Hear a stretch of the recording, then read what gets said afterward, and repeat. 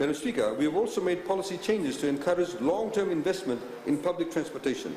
With our growing economy, Madam Speaker, we have more private vehicles in Fiji. This is positive for Fijians, for individuals who have now access to their own vehicle. But more vehicles, Madam Speaker, mean more traffic. And in time, Madam Speaker, Fijians will need to turn more to public transportation to move about the cities, go to home, go to work, and move around the country comfortably. So we need to improve the quality of these public vehicles. Madam Speaker, we need to help our operators of buses, minibuses, carriers, rentals, hire cars and taxis buy modern, comfortable, fuel-efficient vehicles. We need to give them security so they can plan for the long term. So public service vehicle permit holders will now be able to use those permits as collateral with commercial banks. The regulations will be changed. Furthermore, permits for taxis, hire cars, rentals, minibuses and carriers will now be renewed for 10 years instead of the current 3.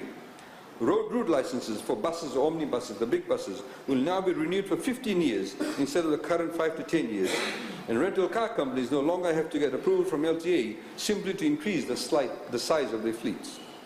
All current permit holders, Madam Speaker, will automatically get a 10-year permit from the 1st of October of this year. This initiative will create an added value for permit holders and create interest from mainstream financial institutions to lend at attractive rates. Currently, bus companies borrow money at 18%, at 12%. To further assist the small operators, Madam Speaker, the Reserve Bank of Fiji has increased the funding available under the Import Substitution and Export Finance Facility to $100 million to provide concessionary funding for public transportation.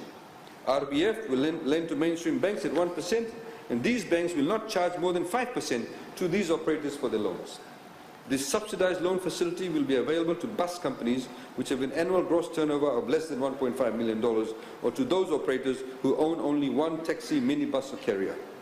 Furthermore, the duty on these vehicles will be reduced as follows. The import duty on second-hand hybrid cars for single taxi operators has been reduced to half the current $2,000 level for a period of 2 years. All new hybrid vehicles will be imported duty-free. New and standard engine vehicles will incur lowered fiscal duty of 5%. The fiscal import duty on new parts for motor vehicles is reduced from 15% to 5%, and fiscal duty and import duty on new engines for motor vehicles is reduced from 15% to 5%. The fiscal duty and import duty on batteries and cells used for hybrid vehicles is reduced from 32% to 5%. Taxi operators will be exempted from paying the luxury levy, which is currently $7,500 or $20,000 depending on the engine size. Taxi owners will now be able to afford and upgrade their fleets with this added incentive, and ordinary Fijians will expect a new level of modernized taxis and added comfort in terms of travel in all public service vehicles. Given these groundbreaking initiatives, which will overnight give an increased value to these permits, these PSV operators will be required to adhere to new service standard charter. This will ensure the quality and delivery of PSV services in the country is elevated to a new level. However, any breaches to the charter will lead to possible cancellation of these permits. These licenses and permits will now be transferable, which means the holders can sell their permits for a profit. We'll also lift the freeze on taxi, minibus and carrier permits from 1 January 2018. Priority and consideration will be given to applications received during the freeze period. Many people have been waiting for years for the chance to obtain a taxi license, and we want to give the priority to those who have applied since the freeze began. They need to meet certain criteria, including having an income of $20,000 or less. They may not already own a taxi permit or a taxi, minibus or carrier business. The Honourable Minister for Transport will reveal further details in the next few months. There will also be a quota system as to how many of these permits can be given based on the population numbers in that particular area. Madam Speaker, in keeping with our commitment to adapt to and fight climate change, and in a push to bring newer technology to Fiji, we have now eliminated the import duty on brand new buses for operators with an annual turnover of less than $1.5 million, as discussed with the RBF, Madam Speaker. These operators will pay no duty on the importation of new buses for the next 2 years, and these operators will enjoy a reduced duty of 5% for the next 2 years for reduced buses. Madam Speaker, currently the smaller bus operators have aging buses in their fleet, and with the attractive interest rates on offer, the smaller bus operators will now be able to upgrade their fleet and improve the delivery of bus services on their routes. Fiscal duty, Madam Speaker, on new parts and new engines for motor vehicles will be reduced from 15% to 5%, Madam Speaker. Duty on new and used vessels for inter-island passenger and cargo traffic and parts of those vessels will be exempted from duty. This is to ensure that shipping, Madam Speaker, that shipping services are provided adequately to those people, those Fijians who live in Fiji's maritime region. As you know, Madam Speaker, we've been working on the bus fare e-ticketing system, and the e-ticketing will be compulsory by 1 October 2017. The bus companies have confirmed that e-ticketing will virtually eliminate the pilfering of revenue by the employees. This means that the revenue for bus companies will now increase by at least 33%.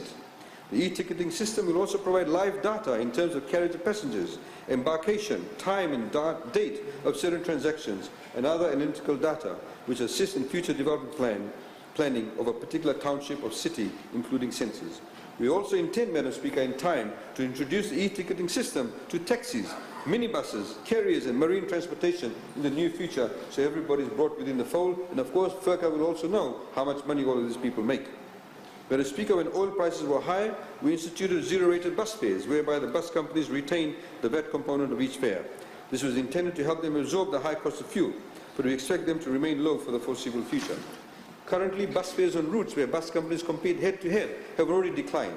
For example, the regulated bus minimum fare from Nandi to Lautoka is $2.85, but the current fare charged between buses companies because they compete is $2.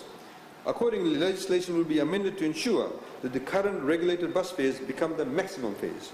We would like competition to benefit ordinary consumers.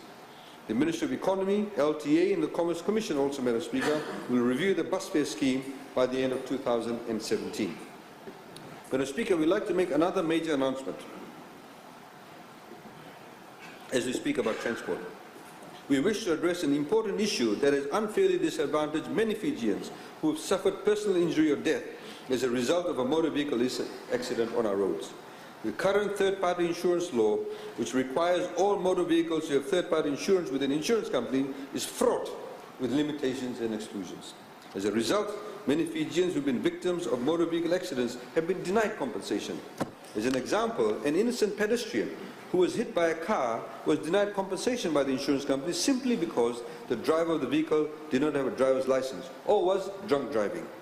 Claims for compensation have also been unduly delayed with the insurance companies or in the courts, and victims of motor vehicle accidents have often waited for years to get compensation, if any.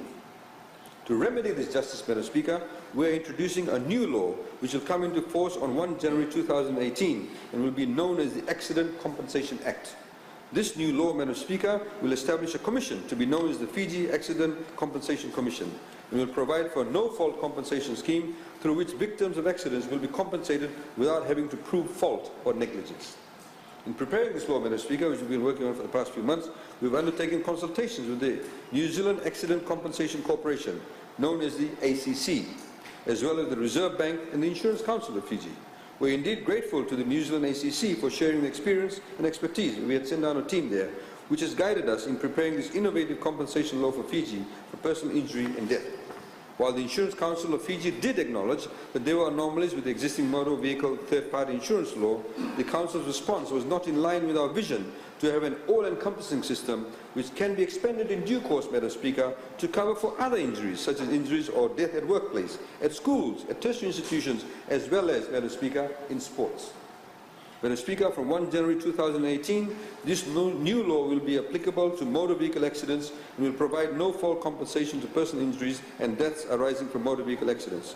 Under this new law, Madam Speaker, any person who suffers personal injury or death as a result of motor vehicle accident on our roads will be provided with a lump sum compensation in a prompt and timely manner under the no-fault scheme.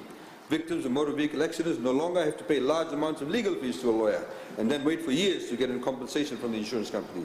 As in New Zealand, Fijians will be able to claim compensation without a lawyer, potentially saving years of litigation and obtaining speedy justice. From 1 January 2018, owners of motor vehicles no longer have to take third-party insurance with an insurance company. A motor vehicle accident levy will instead be paid into an accident compensation fund and will be payable through the LTA. This will make LTA a one-stop shop for the payment of all motor vehicle registration costs. The Accident Compensation Fund will be administered by the Ministry of Economy and the Reserve Bank of Fiji, and which will also assist with such reinsurance arrangements as necessary. Government has allocated $1 million as seed funding for the Fiji Accident Compensation Commission in this budget, Madam Speaker.